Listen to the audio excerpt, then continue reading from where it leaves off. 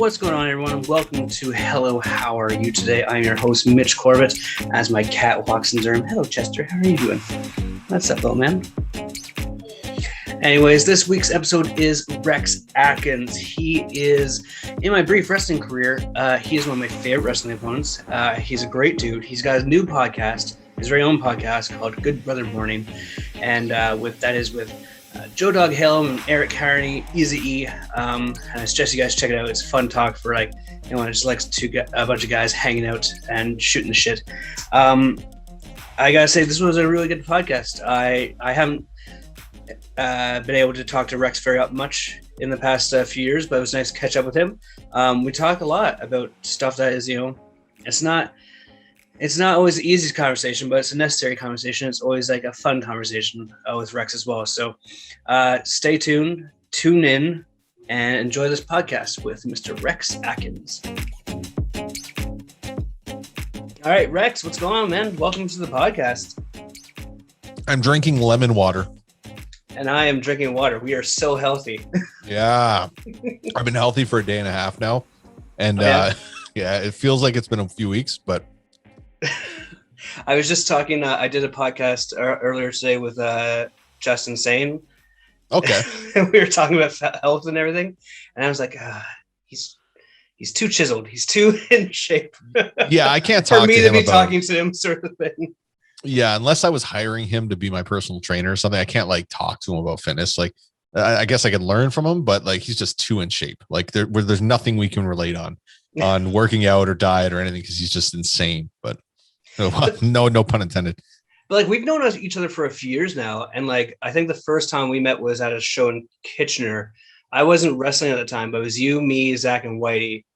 And I think you were booked. I think all three of you guys were booked on a show. We were going to Niagara Falls. And I'm bringing this back because you paid me one of the funniest compliments ever. Where we went to a stag shop or something, and I bought some weird shit. And you're like, oh man, you're kind of a weird guy. And I'm like, now I tell that story. I'm like, hey guys, the best compliment I ever got was from a wrestler who said that I was weird.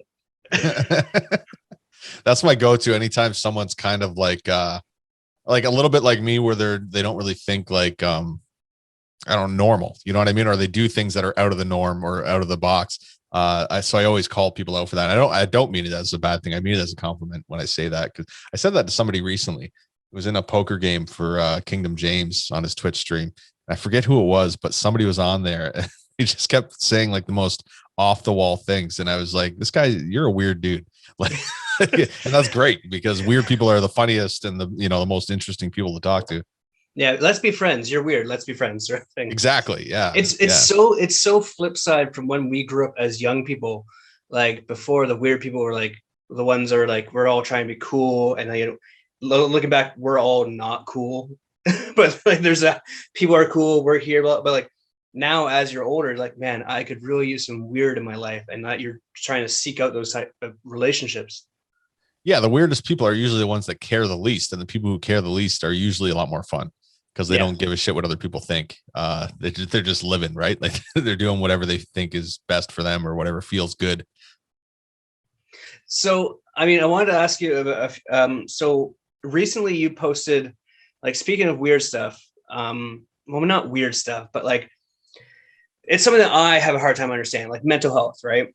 I kind of just personally don't understand because I've never really suffered from something, but you posted recently you suffer from, or you've always suffered from some sort of mental health or anything. So how did you come to that realization, and how have you kind of dealt with it through, growing up? I think now it's easier to self-diagnose that you have some sort of mental health issue because there's so many people talking about it now. I know growing up, when I was a teenager and stuff, it wasn't really talked about as much. And I think most people struggle, not most people, but most people who do struggle with it don't even realize it. I didn't realize it for years that clearly there's something wrong until I seen a decade of pattern and realized this is always how it goes. I'm really motivated here, and then there's a huge just any I don't know if the time necessarily means anything, but at some point it's going to drop and I'm going to go super low, and it's just peaks and valleys with me.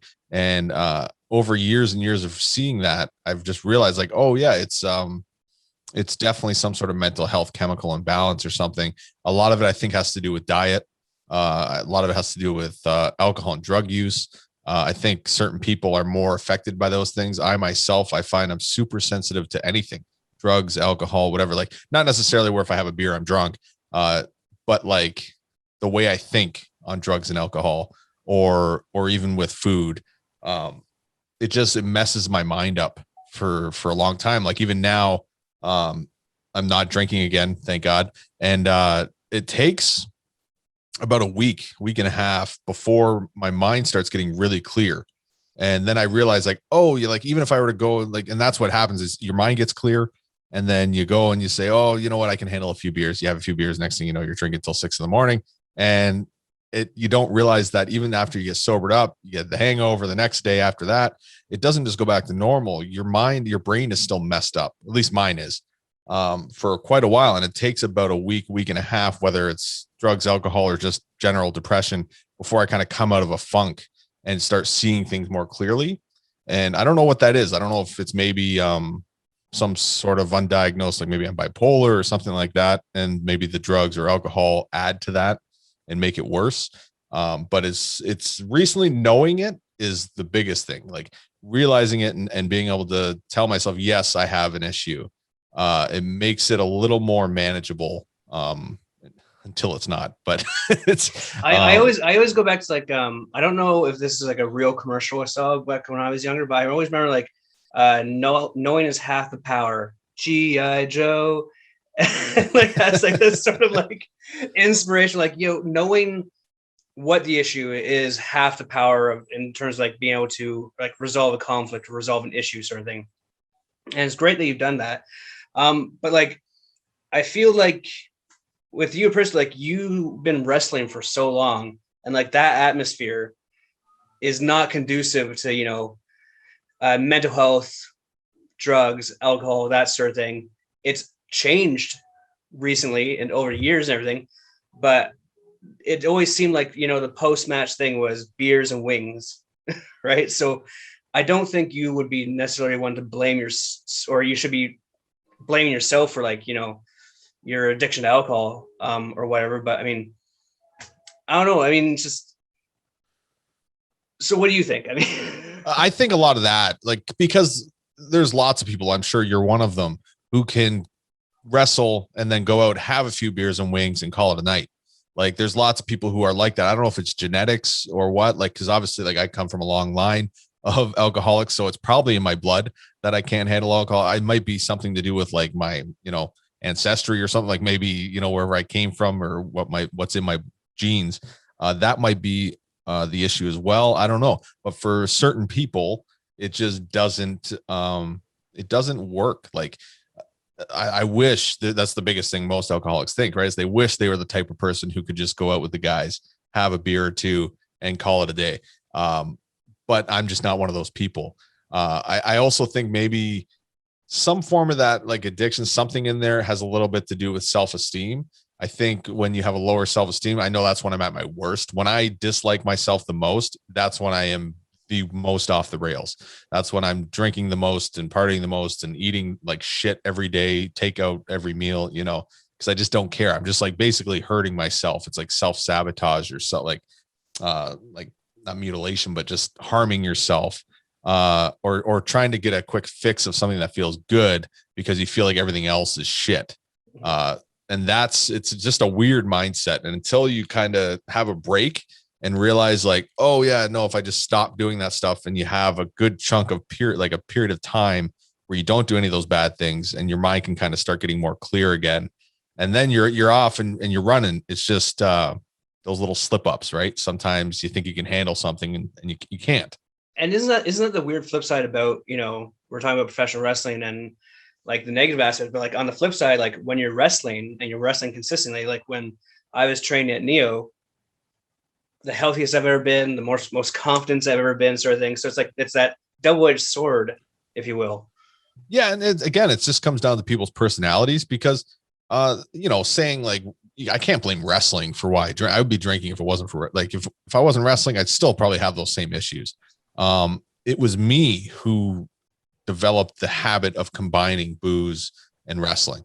It got so bad to the point I couldn't go to a show without getting drunk. Like, it was just my habit. Like, as soon as I was on my way to the show, especially in the States, because you can find it everywhere, I'd be stopping at a gas station and getting brewski. And I think it's a little bit of like the romanticizing the business and trying to be like all the books you read and stuff. And but yeah, no, I paired those two things together, and that's where things get really messed up when you start pairing things together, drugs or alcohol with something else like wrestling. Or it's the same way people a lot of times when they eat, they need to watch TV.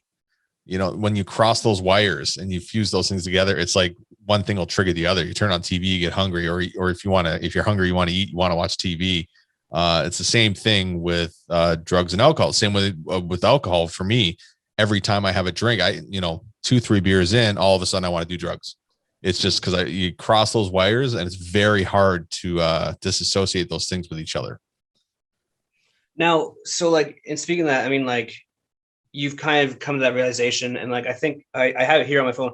On April 29th, you mentioned that you're doing like a fundraiser. Do you want to tell us a little bit about that? Yeah, it's actually a really simple one. I did one back in, I think, November for the Movember thing, but instead of growing the mustache, I shaved in a mustache, but instead, that wasn't the challenge. They did a walking one where you had to walk X amount of miles in a month, and you raise funds for that. This one is even easier, not to bury it, but all I have to do is get up for a week every morning with the sunrise and take a photo. It's a sunrise challenge. You can find all the information, links and stuff on my social media. I'll be posting them as we get closer to that week. And it runs May 31st till June 6th, which I'm trying to figure out a way to pair it up with this basketball game that I'm doing with Easy because right now we're doing pretty good. I think we're getting close to $400 raised. So I want to raise that up a little higher, and then maybe put some money on the line with the basketball game as well, and get people donating that way as well. And you see, like, I've known you for a while, and I've never known you as, like, I know you as an athlete for professional wrestling, but do you have a background in sports at all? Because no. Boxing. I boxed before I got into wrestling, but besides that, I played like baseball as a kid. But once I got to high school, I didn't play. So, like, basketball game, I'm assuming Easy picked that one so he could have the advantage, or no? He thought he was claiming he could beat me. But then I'm just confident no matter what when it comes to Eric, because I know I can beat him at anything. So I like playing basketball. I've always enjoyed it. I'm not really that good. The game's not going to be it's going to be who can make the most shots. It's not really going to be a lot of quick moves and deking each other out and stuff. It's going to be, as soon as you got an opening, take the shot and don't miss. That's what the game's going to come down to. Now, is that because your bodies are both broken from years of wrestling? You don't basically, yeah. Like, my knee's been hurting for weeks now. My knee's been messed up, and I almost thought about canceling it, but I was like, nope, we're going to go through. I'm going to beat him even with a bad knee. And I'm just going to make sure I'm going to get out there for the next week and just be practicing every day, getting those, hitting those threes. If only the IMAXs were open, you just go to that basketball shooting gallery at the mall or something and just do that instead. From a chair shooting the ball. See, we thought about doing like just a game of 21, but I do want it to be more physical than that. I think it'll be funnier if you see us moving around like idiots trying to do layups and stuff. I think it'll be a lot more humorous. I mean, you could do horse, or you could do bump. Do you remember bump? Yeah, they were explaining those games to me on Good Brother Morning, and I didn't totally understand them. It's been years since I've played anything besides 21. Bump is like more tuned to like where you're trying to screw the other person over, because you could both have a basketball and you can knock the other person's basketball as far away as possible, but just by hitting the basketball. So I feel like that would be more of your alley. So, and back to your talking about your mental health. So, like, how were you wrestling full time before the pandemic started, and then like the pandemic just stops everything and like just like increases everything? That would that's the way it should have been, but I didn't take care of myself physically, so I was actually already kind of like finishing up wrestling, at least for a while. I wasn't necessarily quitting for sure. I kept saying I was, but I didn't know for sure what was happening. I just knew my body was beat up. So basically, rewind maybe 3-4 years prior, when I like quit my job and went out and did the northern tours, and then eventually was doing like the England holiday camps and stuff like that. And I was able to figure out a way to make enough money in a year to pay my bills, live dirt cheap, but pay my bills and just wrestle. The problem with that was I wasn't going to the gym. I wasn't dieting. I was drinking all the time.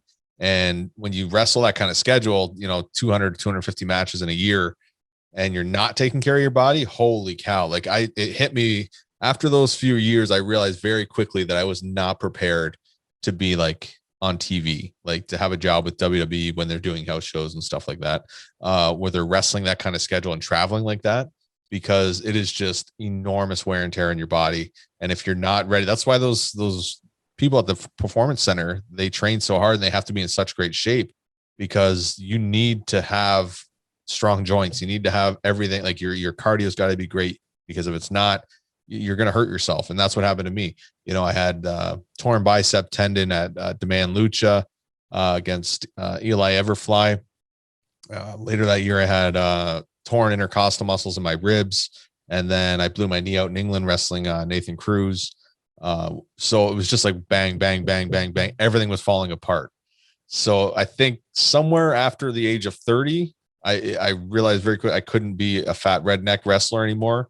I had to either get my shit together or quit wrestling. So before the pandemic started, I was kind of like, all right, you know what? I'm just going to get a job, and we're going to lay low from wrestling for a while until I'm healed up anyways.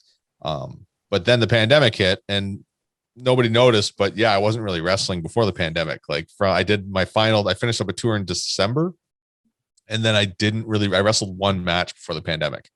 So like all of last year, I had 3 matches, one in like January or something, and then one in August in the middle of the pandemic when they kind of opened up again.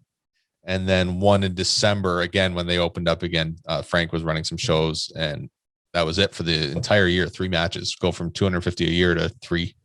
And yeah. So yeah, no, it wasn't the pandemic. So like, have you fallen out of love with wrestling, or is that something you want? Like you need a break from it, sort of thing, like a long-term relationship, or like, it's like every once in a while we just need like some time apart, sort of thing. I didn't fall out of love with it. I still loved, the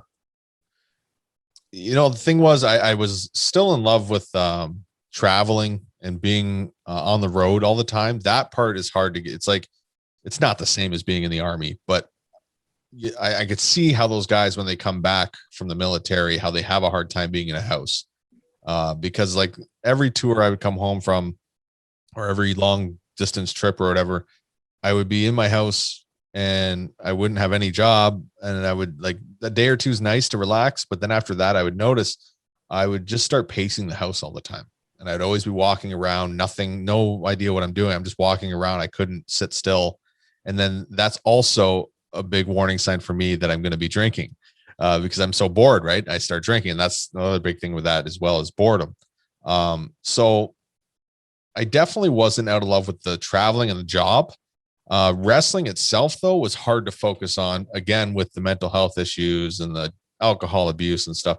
I was more like, my mind's just not there. Like, I'm not thinking about wrestling. I couldn't focus my energy towards watching and studying wrestling matches, or giving a shit about what I want to do with my character or what I want to do in the ring. I just did the same shit every night for 3 years almost. What little inspirations would happen. Like Liam Carr would come over with me to Canada, and I would wrestle him every night. And that would kind of spark something. Also, you're on a winter tour or some sort of northern tour. There's no alcohol, right? So all of a sudden, that pattern, right? You're starting to see clearly, and you're starting to get more into it. And now I'm starting to come up with more wrestling things and all that. But as soon as we get home from tour, boredom hits, back into the partying, and just not thinking about wrestling again until it's time to leave and do the next tour. So how beneficial has it been to, do your podcast with, Easy and Joe, and is Ricky part of the, like, is he a rotating fourth, or? No, Ricky just comes on once in a while as a guest. Okay. So how beneficial has that been for you, not only creatively, but mentally, but having, something to work towards, or like something to preoccupy your time? It's definitely motivated me again to care, like to have something to do. It's nice. I did fall off the wagon with the drinking for a little bit. And I almost started to do the same habit that I did with shows where I thought I had to be drinking To on the enjoy it, yeah. podcast to enjoy it and to be funny. I always thought it was funnier when I'm drinking, which I probably am a little bit, but it's not worth the negative side of that. So I monitored that very quickly. I noticed right away. I was like, okay, you're starting to make this a thing where every time now, Sundays and Tuesdays when you record, you're going to the LCBO and you're buying booze, and that's not a good thing, right? So I got rid of that.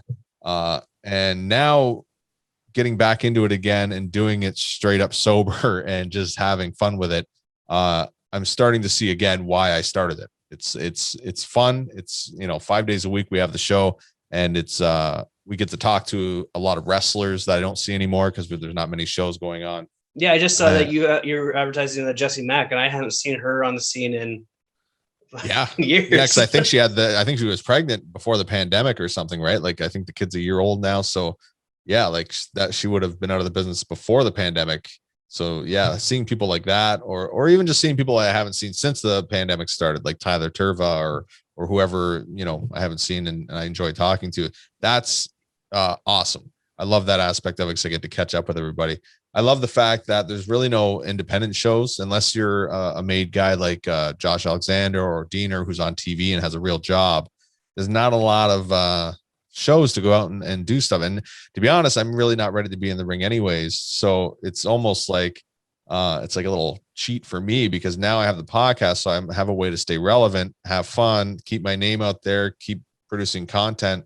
And I don't have to wrestle, which is great right now while I'm still in the process of trying to get myself back in shape. And I think it will be very beneficial as well when shows do start popping back up. And if I'm able to work and do the shows, I think that'll be hugely beneficial for myself and Eric as far as getting work and being relevant. I think we'll be some of the few who will be the most relevant coming back into the scene. And so, like you mentioned social media right there. One of the compliments that actually Zach gave you the one time was that you're very good at social media. You're very good at promoting yourself, promoting the shows you're going to be on, that sort of thing. What have you learned from those experiences, and like have you kind of honed that craft, or are you still learning as you go, sort of thing? I hate it now. It's not the same as it used to be. I made a post a few days ago about how like when Facebook used to be fun and you could post something and like get like 300 likes on it because everyone would see it if you're their friend. Now I find like if I attach any kind of link to my post, automatically nobody's liking it because nobody's seeing it. Facebook is just honed in on how to not promote any other outside websites. If you have a YouTube show, man, like I don't know how people advertise that without paying because Facebook just suppresses YouTube. Anytime you have a YouTube link, like right now, if you make a post it, and then make the same post and post it with a YouTube link, the one without the link is going to get way more views, way more likes. So trying to navigate through their system because there's obviously Twitter, Instagram, and Facebook now I think are the kind of the same thing. I think they're owned by Facebook. Long story short, no, I haven't learned how to use them. I just post on everything. It's gotten increasingly frustrating. Like, I mean, yeah, I've kind of like, so like I've kind of come to realization because like with moving to Ontario and training at Tyson School, I was like that was gonna be my real second go at it because of my experience. I was like, all right, I'm gonna give this another try wrestling wise. And then the pandemic took that away, and I'm just like, and he moved to school to Listowel, and I'm just like, I don't know if I can put my body through that sort of pain anymore, sort of thing. So I'm transitioning more into comedy, and like every time I want to like I think of something like comedic or a joke I want to say, I'm always like,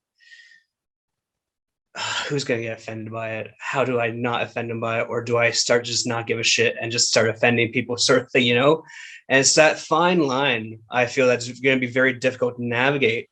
And I feel like having this podcast and talking to other creative people will eventually help me to like knock down that barrier.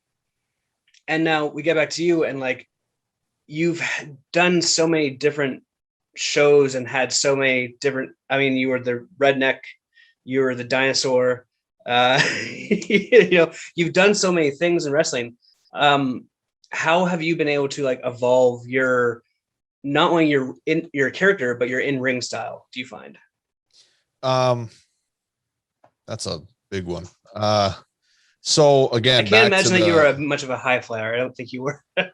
Actually, no, what's funny, that's what caused some of my injury as well, was I started doing a lot more springboards and stuff the heavier I was, which was the dumbest thing in the Rex, world. come on, man. Yeah, the last like 3 or 4 years I've been doing like all these springboards and a lot of jumping type stuff, and that is now, not good. Let me ask you a question. Pounds. When you did the springboard, did you get much of a pop? Or yeah.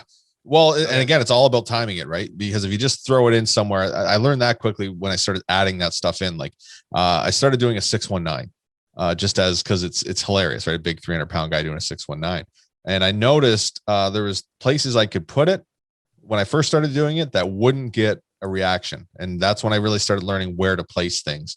For instance, my finish, right? It's a boot. It's just a standard big boot. Nothing fancy. And if you don't have the crowd 100% on your side before you hit that, it can be very lackluster for a finish. But I realized if you work on that comeback and you really get them fiery and hot before you hit it, it doesn't matter what you hit, as long they're already hot, they're ready for the finish. Bang, there it is. 1, 2, 3, they're happy. And the 619, I learned with that one, like throwing it in right before my boot. Because that way, at least, even if my comeback is lukewarm, like it's okay, but it's not super hot, by the time I hit that 619, they're going to come off their seats and be like, oh shit. And then when I hit the boot, it's like, they're ready for it. They're super hot. But as far as like evolving over time, probably 10 years of wasted time, doing indies, working once a week or twice a week. It takes a long time to get good. Like there's some kids now who do that and they get good so fast. I don't know how. Like Kobe Durst and Mark Wheeler and these guys, they're amazing. I don't know how they do it working 2 or 3 times on the weekend, because for me, I would work those couple shows on the weekend and then you got 5-6 days off and you don't remember. It's not until you start working shows every single night, bang, bang, bang, bang, bang, that you start realize like it's always fresh in your mind, and you can keep doing kind of the same matches and stuff and fine tuning them, kind of like with comedy, right? If you're hitting set after set after set, you start being able to see what's working, what's not working, start trimming the fat and figuring out where to place things and where, you'll get a bigger laugh if you time it this way. And it's the same thing with wrestling. So I applaud all those guys who can do that now, working a week, once or twice a week. But for me, it wasn't until I started full time that I really started to realize how to wrestle like properly, how to place things. And ultimately, like especially with those Northern Canadian tours, it was mostly kids, but I realized that it wasn't so much about these gimmicks that I was doing over the years.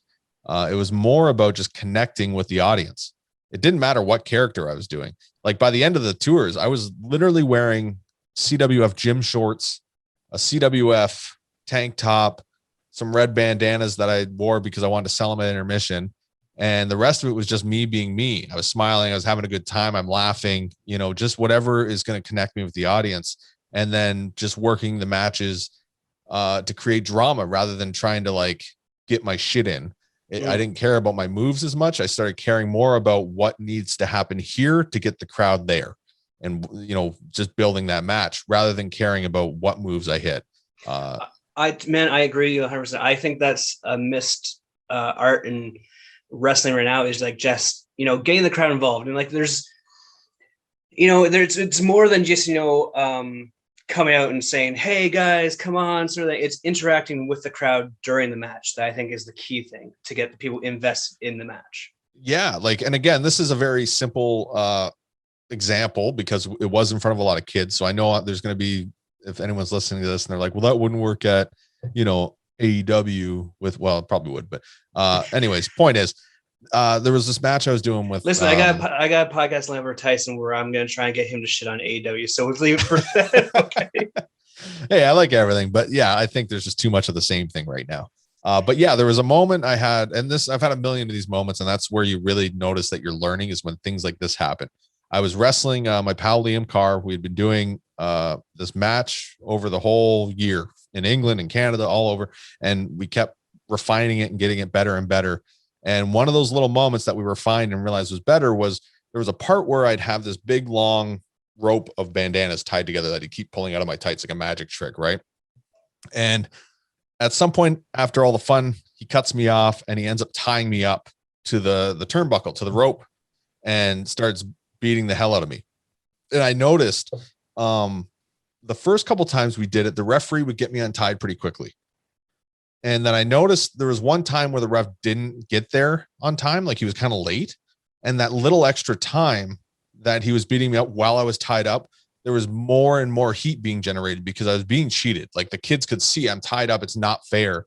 And the longer he could keep that going, the more heat that was generated, the louder they would get, the hotter they would get. The same thing in the same match. We would also do a blindfold gimmick with the bandanas. And there was a point where he'd pull his off and he'd be beating me up. And I noticed the longer I kept mine on and didn't know that his was off, the hotter the kids would get, the more, energy that would fill the room. And you dumb stupid face, you're cheating. Ref, how are you not noticing this sort of thing? Oh, and the parents are like, well, the kids are enjoying it. I'm gonna get behind it sort of thing. And it gets the entire. Yeah, because I'm being cheated. And that's like, just the longer I held on to that, it's those little things when you realize like, oh, wait, if I leave it on just an extra 10 seconds, that's even that much more until I finally get it off and can, do some sort of turnaround and before the cutoff or whatever. But it was very inside baseball. Sorry. But yeah, those little moments where you realize things in the moment in the ring. I forget what your question was, but yeah, that's those little moments are definitely like what I learned the most from. And so, like, you kind of mentioned that you had like that light bulb moment when he had you tied up in the rope, and like it took a second. And it kind of seems like you had that aha moment when you were going through your mental health issues and stuff like that. So, like, to compare the two, I mean, that's just life lessons, as learning everything. So, I mean, you have kids and everything. So, are those lessons that you want to take and pass on to your kids? And how do you do that as a parent? See, I don't know, because I'm because of all these in the moment life lessons, I've realized that advice sucks. Nobody can, you can give all the advice in the world, but most of the time people aren't understanding it until it happens to them. Like Cody Deaner has been great for giving me advice over the years. And half the time he gives me advice, I think I understand it. But then I realize I didn't really understand it until I'm in the middle of the ring and it happens. And then it's like that, again, aha moment, like the light bulb goes off and it's like, oh, this is okay. I get it. Which I would have came to the realization in that moment anyways. So it's like almost, maybe it's just me. Maybe that's how I learn. But for me, yeah, advice sucks. That's the Jedi way, Rex, is that they give you that advice you don't realize till later when you probably need it the most. It's the Jedi way. I guess. Yeah, maybe I think Deaner and those but guys are kind of like the Jedi masters of the indie scene in Canada, or just in any professional ring. Yeah, I think, it's just like learning how to do anything, right? Like learning how to use a screwdriver, how to fasten something correctly. You can read the instructions, but until you actually do it, you're not going to have the feel for it and actually understand how it works, right? And even then, it might be the wrong size screwdriver and it doesn't fit properly. So you're just to like grab it in there. You also posted recently that like when you first got into wrestling, your only goal was to, just be respected by everyone. And I think you've done that because you've worked your ass off and you've done the tours and everything. I remember specifically, was it you, me, Ruben, Jesse? We went on the Timmins. Oh yeah, for sure. Yeah, I did a few of those. I get them all mixed up, but yeah, definitely. I remember you being there. I remember that at the end of the day, it was like, oh, Rex is part of the crew. You're part of the crew. You got that respect that you always wanted. And I think you've earned that. So like knowing that, does that help with your mental health at all? Or is it hard to like kind of recognize that your successes? Yeah, it is hard because I think a lot of people are like that. Even like on a recent Good Brother Morning, Tyler Turva was telling a story about like him doing extra work at WWE, and afterwards the whole drive to the hotel, all he thought about was this guy who was really shitty to him. And it made me realize like, oh yeah, like, cause I look at Turva and I think like, oh, he's got it all together, right? Like he's jacked. He's stupid pretty, man. He's stupid pretty. He's good looking guy, charming, jacked. He's a good wrestler. He's got everything. But even the guy like that has those moments of self-doubt and insecurities and stuff. And I almost think sometimes when people give me compliments, it's almost worse for me. I don't know why. I don't know. It's hard to explain, but sometimes I think it kills my drive, number one. And then also sometimes I just don't believe it. It's the imposter syndrome. Like, every time I've been like that my whole career. And I think a lot of wrestlers are like that every time they have like a great match or something and they come to the curtain and the boys are all like, oh yeah, that was awesome. That was awesome. But really in your mind, you're just thinking like, oh yeah, I tricked everyone into thinking I'm good. In like that sense, I think you probably appreciate, instead of like the compliments, I think most people are this way. I think everyone appreciates constructive criticism more so than a compliment. Like, well, you tell me the good and tell me the bad too. Not the guys who actually do think they're really great. They don't like that at all, which is a lot of guys in wrestling, actually. Dude, we could go on a fucking whole thing about those types of guys. Wrestling's greatest pop star, Jesse Bieber. He's I don't know, he's one of my best friends in wrestling, but man, does he suck at taking criticism. Like he every time I try to tell, he just gets all defensive. Like he'll smile and turn his head sideways, and then he'll just be like, what? Well, no, I didn't. I don't know, and then he'll have like this excuse. It's like, all right, that's just. But he's also younger though too, right? He's still in his 20s, isn't he? Yeah, he's in his late 20s. I think that just comes with like age. I think comes with like. Well, I think it's personality going through too, the shit sort of thing too. Certain egos sometimes just are like that, right? They're not.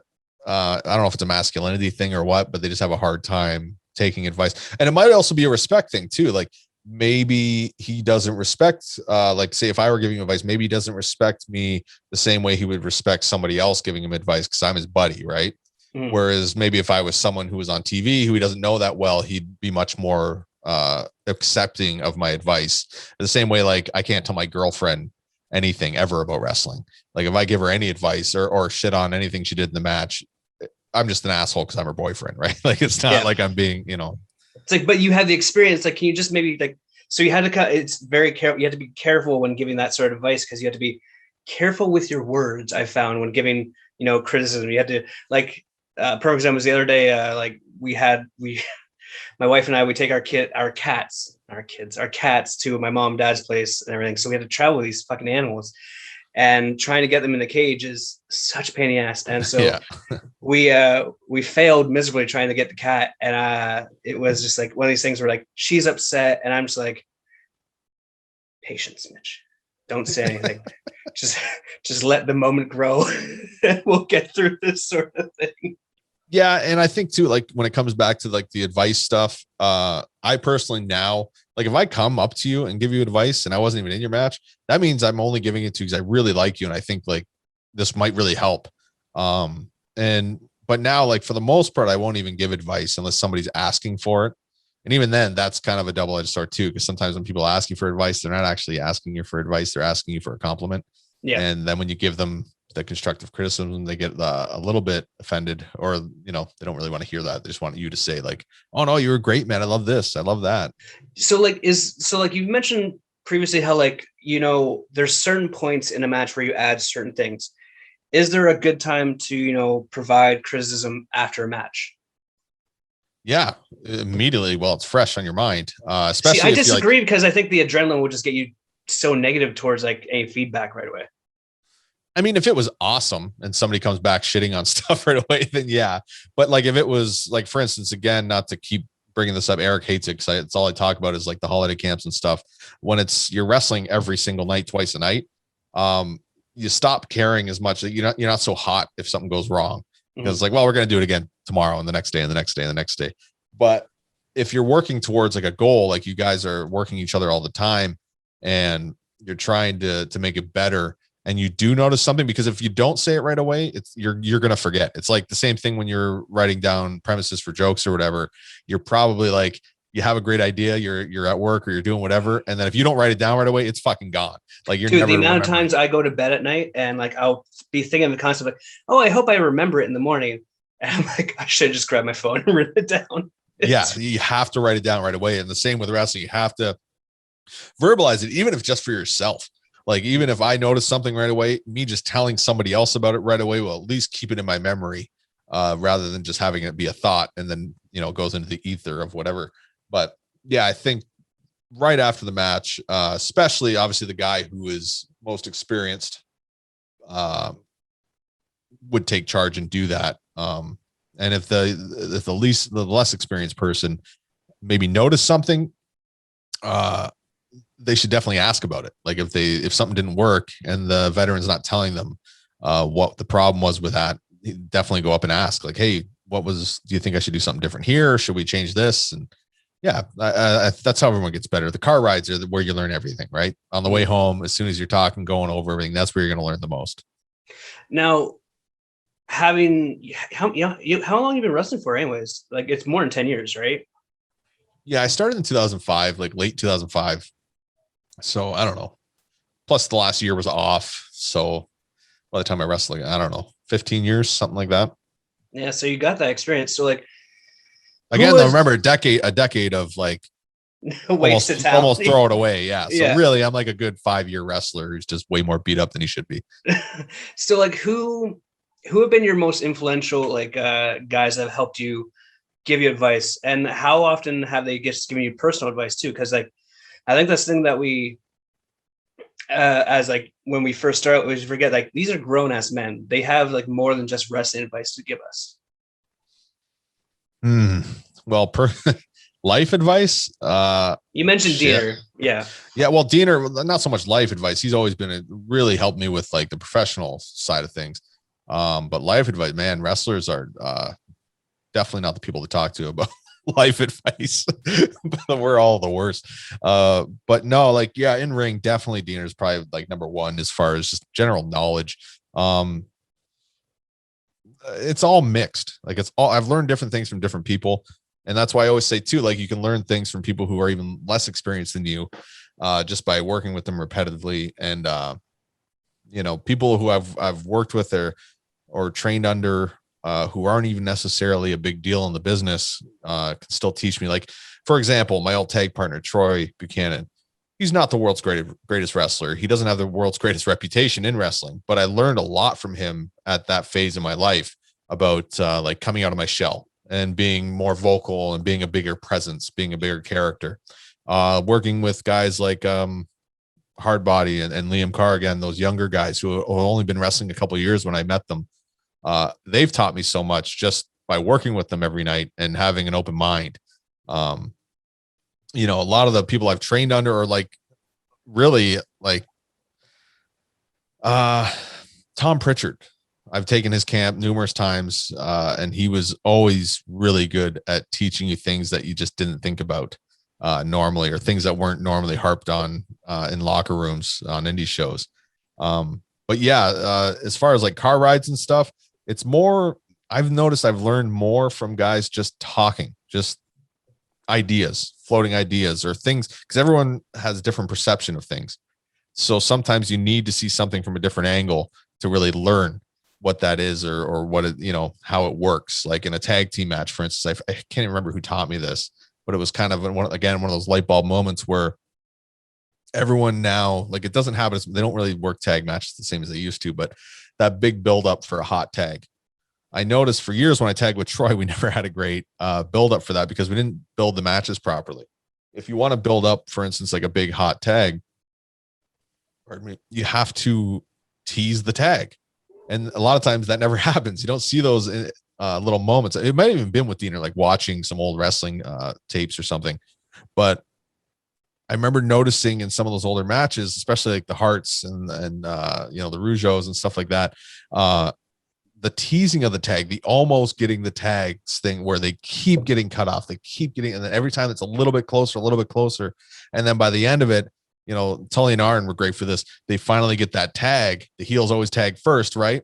The heel comes running in, and then finally, bang, there's the big babyface tag to the point where the heel almost didn't, he thought he was trying to cut him off again, but it didn't work.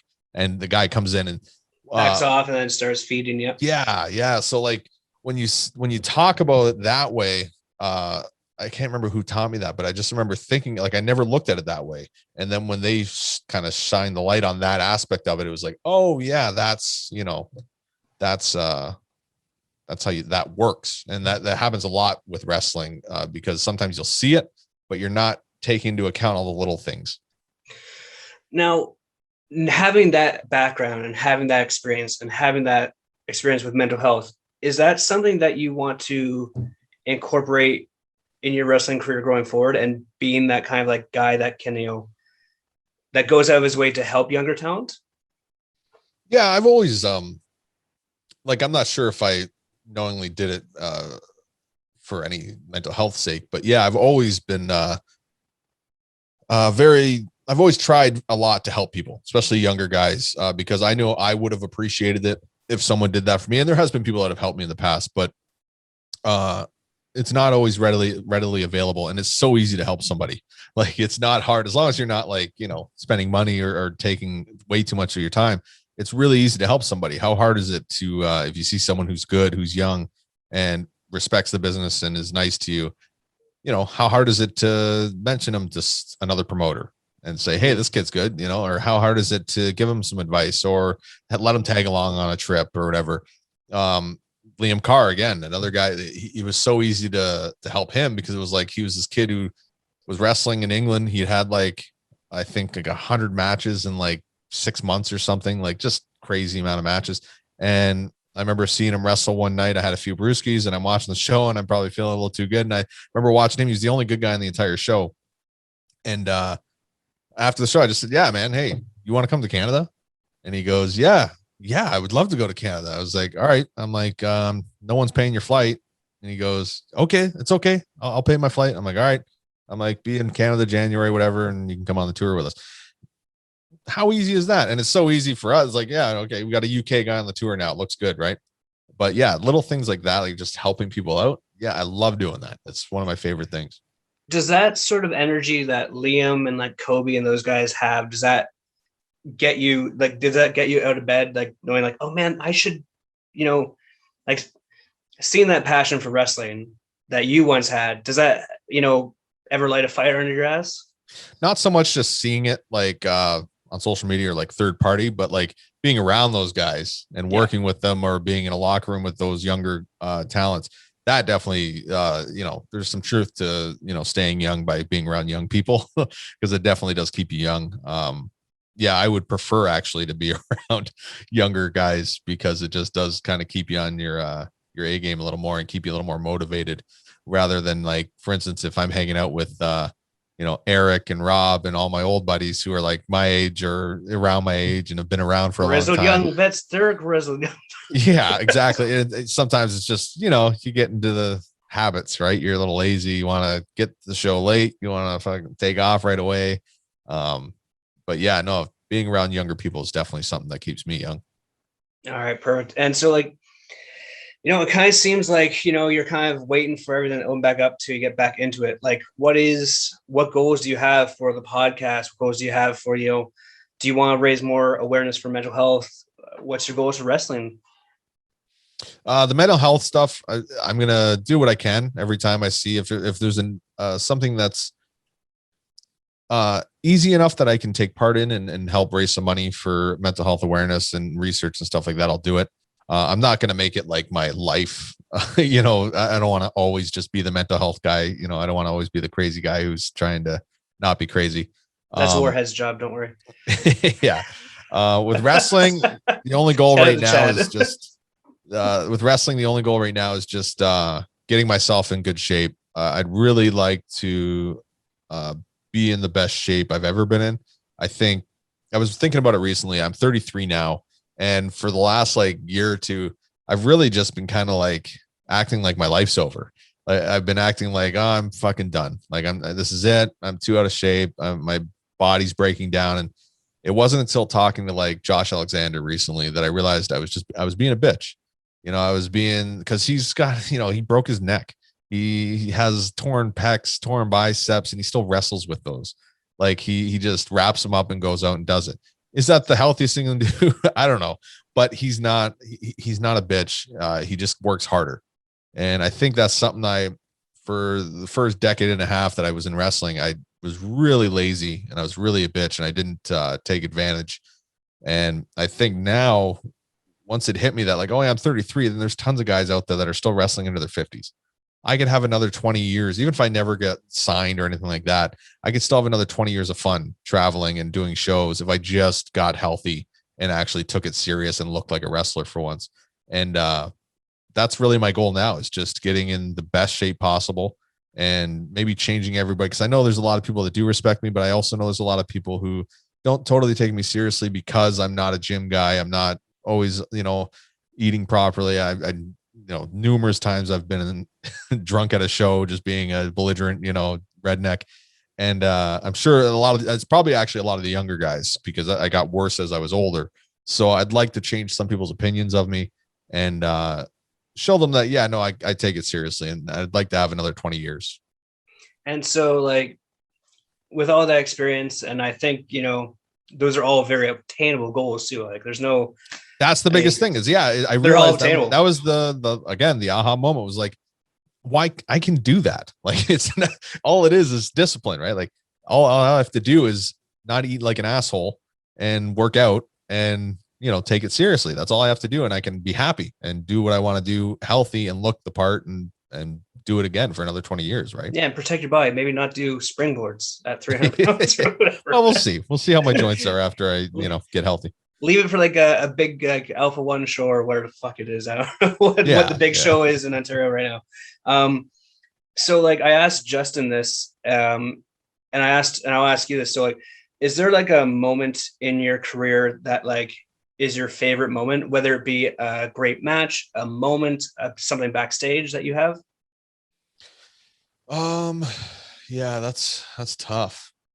It's when I think back, like my favorite memories or like what I think of most fondly, it's not even necessarily just a moment.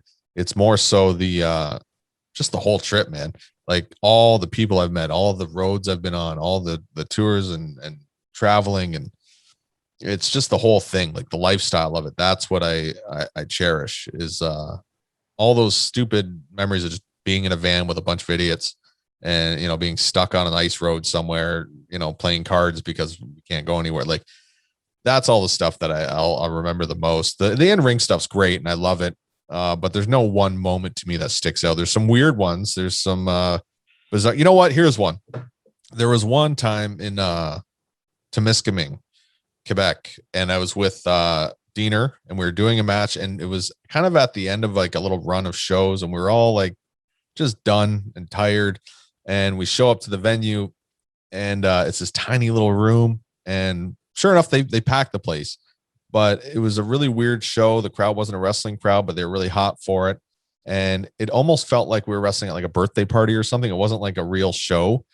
And I remember we finished the pre on tour. There's like 3 or 4 matches, intermission, and then the bonus match. So we finished like the main event that leads into a segment that leads into the match after intermission, which is usually a tag match, the old Teddy Long spot where they come out and, we're going to have a tag team match. Yeah. So Diener had wrestled, I guess it was me. Yeah, it was probably me. And then after the match, Chris Thorne comes out as like the authority figure. And he says, no, we're going to have the tag team match or whatever. And Diener had ripped off one of the covers of the turnbuckles, not the pad, but the actual like turnbuckle cover. It's like a long black vinyl tube. And he'd whipped it at me. And I had it in my hand because I just didn't want to lose it. And when Thorne came out, we were just being goofy, and he starts talking on the microphone, and I just whacked him in the nuts with it, like without anyone seeing. And he's like, oh, and he like right on the mic, right? He's like, son of a, and he just got so mad. He tried to kick me. And then he was so angry that he just booked a lumberjack match where all the security guards from the town that were at the show were going to be the lumberjacks. These are not trained individuals. They had no idea they were going to be a part of it. It was just the most ridiculous thing. So we get out there. Those guys' faces would have been priceless. Oh, they were so jazzed up. They were just local guys, big guys who just were like, yeah, all right. So we're doing this tag match now after the intermission. And this is all just because Thorne was mad at us. And it's a lumberjack match. And I'm on the apron. And literally the lumberjacks are just grabbing at my legs while I'm on the apron. I'm like, dude, what the I'm like, no, not now. Like, what are you doing? So finally, Diener and I get in there and we're like, you know what? Screw it. We're just going to stay in the middle and we'll work this bear hug. And it was just the most ridiculous moment. We're so tired and so just wanted to be done being on the road. I had him in a bear hug. And I remember him just starting to get so goofy. And he just, as he's like trying to fire up out of the bear hug, instead of doing like a real like Hogan type thing, he's just like shaking, like doing like this dance, like with his arms all like jello. And he's just like rumbling, like rolling his body all over the place. And he just whispers in my ear, he goes, dude, this isn't even wrestling. And he's just like wiggling his whole body around and like he starts hulking up. And it's just the most dramatically dumb looking thing. Like it looked like so fake. But the weird thing is the crowd got behind it and they were so getting hot. And they were ready for it. It was like almost like Hogan, right? And he hits me with a few punches, bang, and the crowd lights up with the big punches. And then it was just like these moments where it was just so ridiculous. Like it was so cartoonish. And by the end of it, he's like just all like flexing and got his chest up. And it's like he's marching around the ring like just an asshole, like not even wrestling. And he's just like the fakest punches ever. And I'm bumping on them and stuff. And yeah, that one was funny, man. Like just, and having a crowd actually get behind it, even though it looks so dumb, was the best. I think that's the beauty of professional wrestling, though, because it's like it can be so complicated and look like shit, but it can also look so bad and horrible, but just be so entertaining. And like it covers so many different spectrums: comedy, drama, athleticism, fighting. And I think that's why I love it. And that's why I think why I might not get back into being an in-ring performer, but I mean, I'm always going to want to be around it, sort of thing. Yeah. I think if you're going to be an in-ring performer, that's the one thing I've noticed this year is you cannot take time off and then just do a match here and there. I don't know how there are some people that do that. I know there's some middle-aged fellas in Ontario who used to be on the indies and then they go away and they just do it basically when they're showing their hometown. They're like, yeah, I'll put the tights back on, entertain the kids and the wife and have all my friends out and stuff. And I don't know how they get through that. Like they must be like in their bed for a week after, because a couple of times I've wrestled this past year without any training, without any, in-ring performing beforehand. It's rough, man. Your body just seizes up. Is training something that you have some fun with? Is like that one of your like happy places? Because it was mine. Yes. Some nights. Yeah. And then other times, like, especially the last couple of years, because I was breaking down so much. No, I just didn't want to do it. Like, I'd rather just do it every night in the ring for the 15 minutes or whatever. And that be it. Just because I was also worried, like when I was wrestling full time, I didn't want to train much because I didn't want to risk injury in a training situation. I'd rather just do the matches where I'm getting paid instead of hurting myself with some, new guy who's trying to learn for free in front of nobody. But now I know, like getting back into it, I'm going to have to be in the ring, at least 2-3 nights a week just to keep my body, oiled. Oiled? Yeah. Not baby like oil on top of you, but like oiled, like the joints. Yeah. The Tin Man. Yeah. You gotta work those joints. All right. So like, when you do get back into it, you're going to promote it, and people are going to want to come see you. Where can people find you on your socials and everything? And what can we look forward to going forward? Going forward, I have no idea. You can watch the basketball game. That's going to be on Holden Albright's YouTube channel first. And then I think we're going to have it on our stuff as well. It's the Fat Man Can't Jump game between Eric and I. But as far as finding me, you can find me on Instagram at What You Talking Boot. Or you can find me on Facebook. Just look up Rex Atkins. I'm on there. You can check our show out on Twitter. It's at Good Bro Morning. Instagram at Good Brother Morning. TikTok. We don't really do much on there, but patreon.com/Good Brother Morning. Same thing with Facebook. Again, just look it up. Good Brother Morning. You can find our show on there. And yeah, man, that's pretty much it. All right, man. Well, thanks for having me. Thanks for coming on the pod. Yeah, anytime, buddy. I got the window closed. It's getting hot in here. I might be losing my mind a little bit. Thankfully, you're in a basement. But man, thanks for coming on. I appreciate it. And I will talk to you soon. Yeah. Awesome, man. Thank you. Well, I hope you guys enjoyed the conversation. Rex Atkins, I hope you enjoyed our banter together. Again, if you want to follow him, all the socials will be in the video format as well as in the description of the podcast below. If you want to follow me, it's NeverfullMitchy on Instagram and Twitter. Until then, stay weird, guys. Stay healthy, and we'll see you guys next week. Cheers.